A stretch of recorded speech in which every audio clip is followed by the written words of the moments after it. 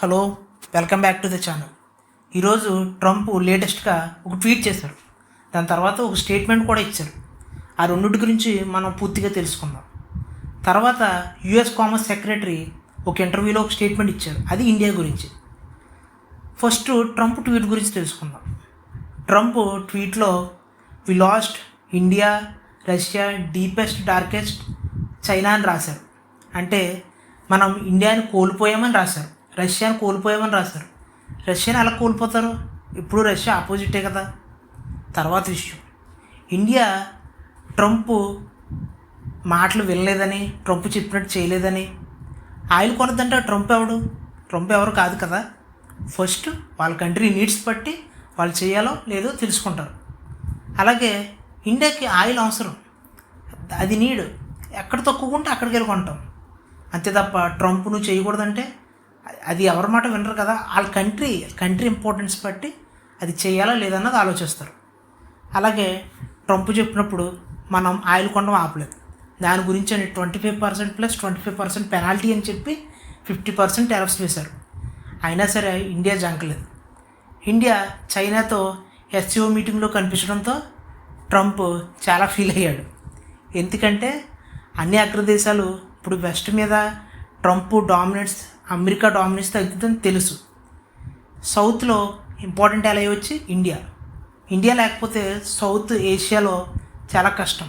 ఎవరికైనా India main అలై support కాబట్టి ఇండియాని కోల్పోయాడని రాశారు. ఇది అసలు ట్రంప్ ఈగో వల్ల స్టార్ట్ అయింది. ట్రంప్ మన ఇండియా పాకిస్తాన్ యుద్ధాన్ని నేనే ఆపానని చెప్పాడు. కానీ అది పాకిస్తాన్ మేము తీసుకున్న నిర్ణయం అని, దానికి ట్రంప్కి సంబంధం లేదని డైరెక్ట్గా పిఎం గారు పార్లమెంట్లో చెప్పారు. దీంతో ట్రంప్ ఈగో చాలా హట్ అయింది. హట్ అవ్వడంతో టారిఫ్లు పెంచేశారు. అయినా మన ట్రేడ్ డీల్స్ని అలా కంటిన్యూ చేసాం. దానివల్ల లేటెస్ట్గా మనం జిఎస్టీ ప్రైజెస్ కూడా తగ్గించాం ఫార్మర్ సపోర్ట్ కోసం. అంటే జిఎస్టీ తగ్గించడం వల్ల జిఎస్టీ 0% చేసాం ఆన్ ఫార్మర్ ప్రోడక్ట్స్. దాని ద్వారా మన దేశంలో మనమే ఎక్కువ కొనవచ్చు కదా. అప్పుడు ఫార్మర్స్కి ఇంకా ఎక్కువ లాభం వస్తుంది కదా. అంటే వేరే దేశం మీద ఆధారపడక్కర్లేదు కదా. ఇవన్నీ ఆలోచించి మనం పనిచేసాం. ట్రంప్ ఎన్ని చేసినా మనం రష్యా ఆయిల్ కొనడం ఆపమని చెప్పాం. ఎందుకంటే మనకు మనకి ఎక్కడ తక్కువ వస్తే ఎక్కడ తక్కువ ఉంటే అక్కడ కొంటాం. అది రష్యా మనం ఎలా చెప్పడంతో ట్రంప్ ఈగో అట్టయి టెరఫ్స్ వేసినా మళ్ళీ డెడ్ ఎకానమీ కూడా అని అన్నాడు. కానీ మన డెడ్ ఎకానమీ కాదు. మన 7% జీడిపి మన ఫస్ట్ క్వార్టర్లో మనం ఉంది. ఇవన్నీ చూసి ట్రంప్ చివరికి వి లాస్ట్ ఇండియా అని రాశారు. అదొకటే. నెక్స్ట్ మన్నాడే మళ్ళీ USA India relations special relations అని, తర్వాత ఏమో ట్రంప్ మోడీ గ్రేట్ లీడర్ అని, ఇండియా రిలేషన్స్కి మళ్ళీ అది స్పెషల్ అని చెప్పి మళ్ళీ ఇంకో స్టేట్మెంట్. అది ప్రెస్ కాన్ఫరెన్స్లో. అతను ఏం మాట్లాడతాడో అతనికే తెలియదు. కాసేపు సూపర్ అంటాడో, కాసేపు మీరు డెడ్ ఎకానమీ అంటాడో. ఇవన్నీ ట్రంప్ ఈగో వల్ల వచ్చినాయి. ఇది అందరికీ తెలిసిందే. లేటెస్ట్గా ఫిన్లాండ్ ప్రెసిడెంట్ ఇలా చెప్పారు, ఖచ్చితంగా ఇండియా సపోర్ట్ ఉండాలి, అదొక మెయిన్ అలై. టెర్రరిస్ట్ వల్ల అలాంటి మెయిన్ అలైస్ని దూరం చేయకూడదని డైరెక్ట్గా ఒక ప్రెస్ కాన్ఫరెన్స్ చెప్పారు. అలా చాలా దేశాలు ఇండియా మెయిన్ అలై, మీరు ఇలా టెరఫ్స్ వేయడం ఇల్లీగల్ అని కూడా చాలామంది అన్నారు. ఇవన్నీ చూసి ఇంకా అయిపోయింది అనుకున్న ట్రంప్ నేను అలా ట్వీట్ చేశాడు. మళ్ళీ తర్వాత రోజు వచ్చి Modi great man, Modi great prime minister, India is a great country, ఇవన్నీ చెప్పాడు.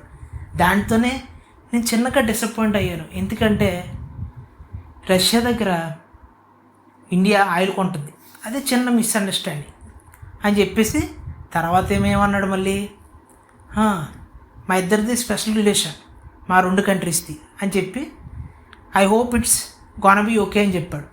అంతే. ట్రంప్ ఇలా అంటుంటేనే కింద వేరే యుఎస్ కామర్స్ సెక్రటరీ ఒక ఇంటర్వ్యూలో, బ్లూమ్లాంగ్తో ఒక ఇంటర్వ్యూలో, ఇండియా ఎప్పటికైనా 1-2 నెలల్లో ఇండియా ఖచ్చితంగా మా టేబుల్స్ దగ్గరికి వస్తుంది, ట్రంప్కి సారీ చెప్పి డీల్ సైన్ చేయించుకోవడానికి ఖచ్చితంగా ట్రై చేస్తుందని చెప్తున్నాడు.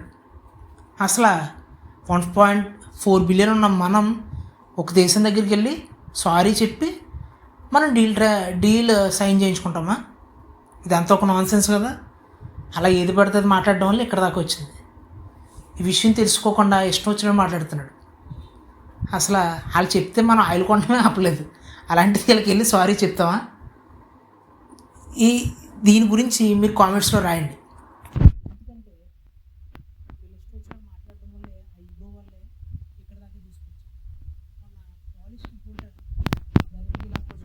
రష్యా మీద శాంక్షన్స్ ఎందుకు వేయలేదంటే, నేను ఇండియా మీద వేసాను కదా అంటున్నాడు. రష్యాకి ఇండియాకి సంబంధమే ఉంది. రష్యా దగ్గర ఇండియా ఆయిల్ కొంటుంది అంతే. మనకంటే ఎక్కువ కొన్నది చైనా, కానీ చైనా మీద వేస్తాడు వేడు. ఇంకో 90 రోజులు మించి ఇంకో 90 రోజులు మళ్ళీ టైం లైన్ పెడతారు అంతే. తెలుసు చైనా నుంచి ఇంకా ఎగుమతులు చాలా ఉన్నాయి, వాళ్ళలో రేర్ ఎర్త్ మెటీరియల్స్ వాళ్ళ దగ్గర చాలా ఉన్నాయి. ఇలా చేస్తే ఖచ్చితంగా అలా ఆపేస్తారని తెలుసు, మన మీద వేస్తున్నాడు. ఆ కోపం మన మీద తీర్చుకుంటున్నాడు. ఏమనంటే యుద్ధం ఆపాను అన్నాడు. అదే ఆయనకున్న మెయిన్ ఇగో ప్రాబ్లం వల్ల ఇక్కడ దాకా తీసుకొచ్చారు.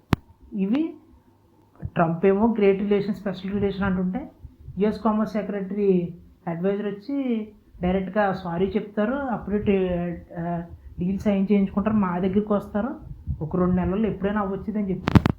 మరి ఎలాంటి చెత్త వాగుడు బయట వాగకూడదు కదా. సో దీని గురించి మీరు కామెంట్స్లో రాయండి, ఛానల్ సబ్స్క్రైబ్ చేసుకోండి. Thank you for again meet with new video.